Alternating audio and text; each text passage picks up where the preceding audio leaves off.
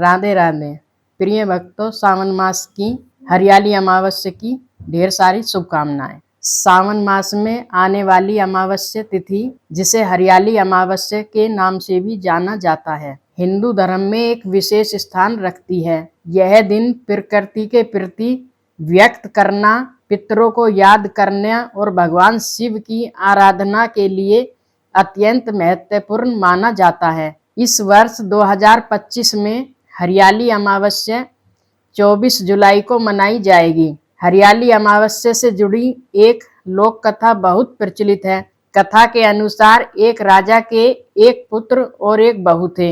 एक बार बहू ने मिठाई चोरी करके खा ली और इल्जाम एक चूहे पर लगा दिया। इस झूठे आरोप से चूहा बहुत क्रोधित हुआ और उसने रानी को सबक सिखाने का निश्चय किया। एक दिन राजा के यहाँ कुछ मेहमान आए और उनके ठहरने की व्यवस्था अतिथि कक्ष में की गई। चूहे ने रानी की साड़ी ले जाकर अतिथि के कमरे में रख दी और सुबह जब लोगों ने रानी की साड़ी वहां देखी तो राजा को अपनी बहू के चरित्र पर संदेह हुआ और उसने उसे महल से निकाल दिया। महल से निष्कासित होने के बाद रानी दुखी होकर एक पेड़ के नीचे रहने लगी। वह प्रतिदिन शाम को दीपक जलाती और ज्वार बोती थी। वह राहगीरों को गुड़ और धानी प्रसाद के रूप में बांटती थी।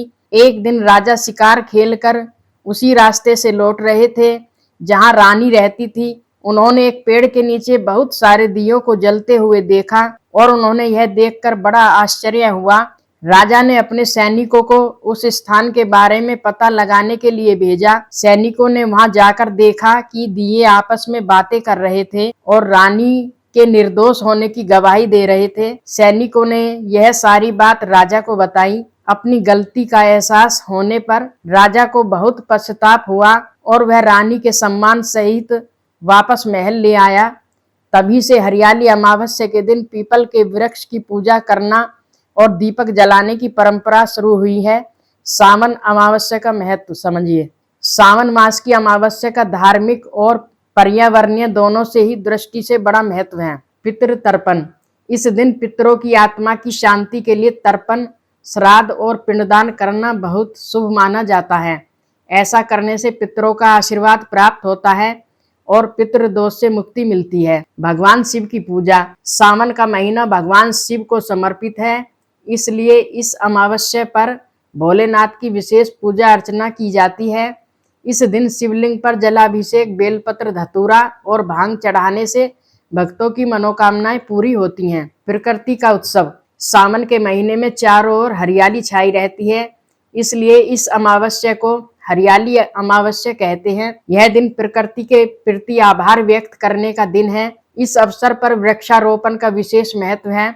मान्यता है कि इस दिन पौधे लगाने से देवी देवता प्रसन्न होते हैं और पुण्य की प्राप्ति होती है। दान पुण्य का महत्व। किसी भी अमावस्या की तरह सावन अमावस्या पर भी दान पुण्य का विशेष महत्व है। इस दिन गरीबों और जरूरतमंदों को अन्न, वस्त्र और धन आदि का दान करना फलदायी माना जाता है। नकारात्मक ऊर्जा से मुक्ति।